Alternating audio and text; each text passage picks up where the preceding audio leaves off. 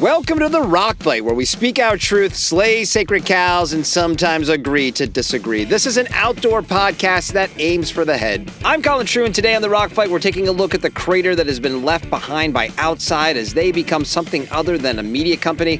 That's coming up next, but first, some Rock Fight housekeeping. Have you followed the Rock Fight yet? If you haven't yet, please, wherever you're listening, tap that follow button to help us grow the show. Also, have you signed up for our newsletter yet? If not, head over to rockfight.co, click join the mailing list, and you'll start getting our awesome weekly newsletter, News from the Front, each and every Sunday. And lastly, would you like to reach out to the Rock Fight? Send your feedback on this topic and every other episode to myrockfight@gmail.com. That's it. That's what we got for housekeeping. Let's start the show.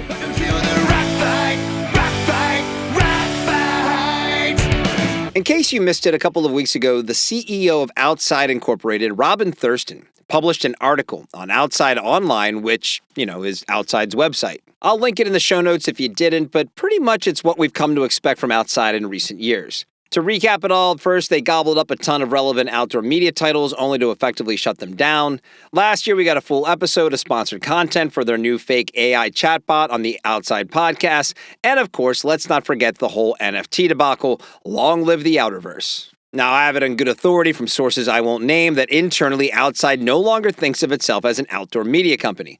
Publicly, they're obviously straddling that line so they can maintain the audience they built over 4+ decades. But like I was once taught, when someone shows you who they are, believe them.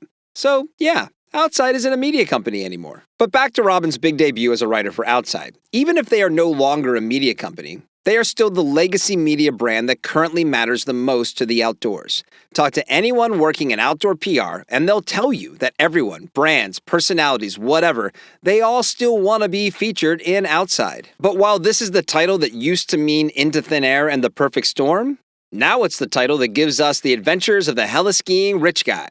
In his piece, Robin does his best to relate to the adventure crowd, opening with his exhaustion after a fall in deep snow and trying to convey the awe at the peaks of British Columbia while invoking the fact that he hikes, bikes, and skis near Boulder, which, of course, he tells us is where he lives.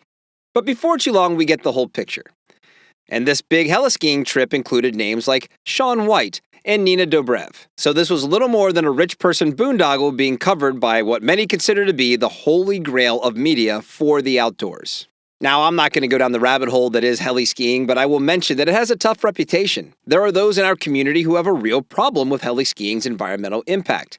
So that right there makes this a bad PR move.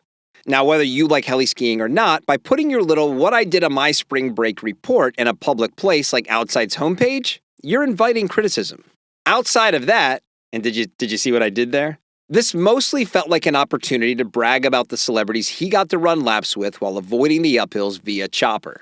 Personally, I'm glad that Robin Thurston got to have this experience. It sounds super fun, and he clearly took a lot away from it. He says it's Outside's mission to get everyone to go outside. And if this was a life-changing experience for him, that is awesome. Because we all know how those experiences impact our lives. But the essay and the pics that went with it are something that would be more comfortable in the Park City Winter Tourist Guide than in the pages of Outside. Back when, Outside was a media company. So all of this is to say that this article by Robin, plus some other reasons, is why I won't be attending the Outside Festival this summer. If you haven't heard, Outside is putting on a festival in Denver on the first weekend of June. There's going to be panels and music and some form of a movie festival along with a climbing wall and other outdoor stuff. Yeah, okay, let's get this out of the way now. Did I put up an episode of this podcast a few months ago with the title, "Will the Outside Festival Actually Happen?" Yeah, I did.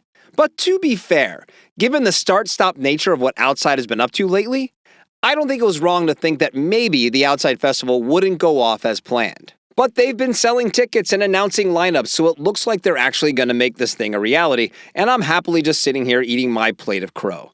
Well done, Outside. You've proved me wrong. But I won't be there. And I really did think about going for the following reasons. Number one, to put my money where my mouth is. I talked a large amount of shit on the topic, so I kind of felt obligated to show up.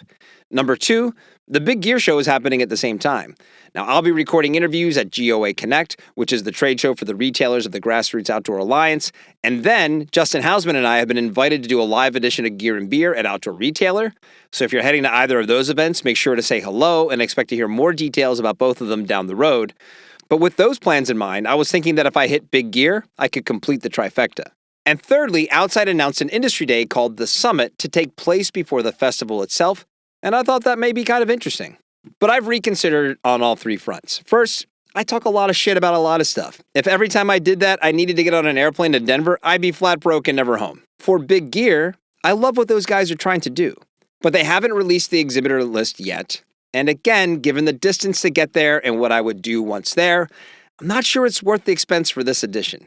I'm happy to wait and see how the show grows, but I definitely hope that Kenji and the Big Gear crew have a successful show. And regarding the announced industry day, the summit, well, it won't shock you to know that I'm dubious. It feels like an attempt to cram the value of peak outdoor retailer into the day before the festival. When the Summit Industry Day was announced, a ticket went for $495. A couple of weeks later, the price had dropped to $395, and today it sits at $325. Now, historically, when we get closer to an event, the price goes up, not down. So my guess is that more folks are feeling how I'm feeling and not rushing to buy tickets. Maybe if it had been free entry with a cap of how many people could attend, I wouldn't mind spending the travel expense to check it out.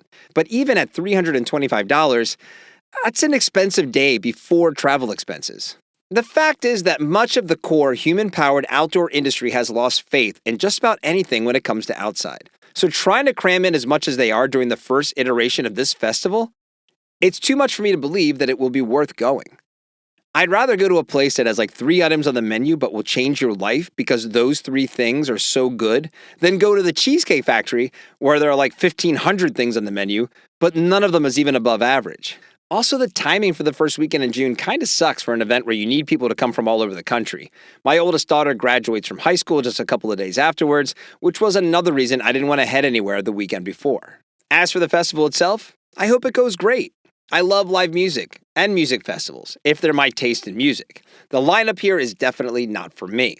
But if the Outside Festival ends up being nothing more than a cool outdoor-themed music fest for folks in the Front Range, that's great. Seriously, that's what they should have focused on doing for the first year. Pull off the music part and create the FOMO, because the amount of stuff they're packing into this thing is kind of crazy.